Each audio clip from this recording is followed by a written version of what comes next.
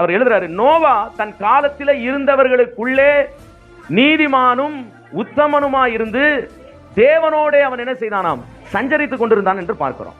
தான் வாழ்ந்த காலத்தில், ஏன் ஆண்டவர் எழுதுறாரு தான் வாழ்ந்த காலத்தில் அப்படின்னு சொல்றாரு? நோவா வாழ்ந்த காலம், தன் காலத்துக்குள்ளாக தான் வாழ்ந்த அந்த காலத்திலே நோவா எப்படிப்பட்டவனா இருந்தான் என்றால் நீதிமானா இருந்தான். இன்னைக்கு நம்ம சொல்றோம், இன்னைக்கெல்லாம் உலகத்துல நீதிமானால வாழ்றதெல்லாம் ரொம்ப கஷ்டம் சார், உத்தமமா வாழ்றதெல்லாம் ரொம்ப கஷ்டம் சார். இல்ல, நோவாவின் காலம் எப்படி இருந்தது?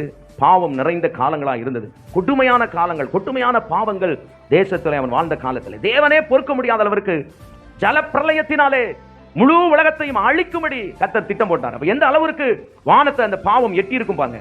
அப்படிப்பட்ட காலத்துல இந்த கடைசி காலத்தை குறித்து மத்திய எழுதின சுவிசேஷம் 24 அதிகாரத்தில் எழுதும் பொழுது ஆண்டவராகிய தேவன் எழுதுகிறார், மனுஷகுமாரன் வரும் காலமும் எப்படி இருக்குமாம், நோவாவின் காலம் போல இருக்கும். நாம் வாழ்கிற காலமும் நோவாவின் காலங்களை போலத்தான் இருக்கிறது. ஆனால் தன் காலத்தில் இருந்தவர்களுக்குள்ளே தேவ பக்தி உள்ளவர்களாய் நீங்கள் வாழ வேண்டும் என்று தான் தேவன் நம்மை அழைத்திருக்கிறார். அல்லேலூயா.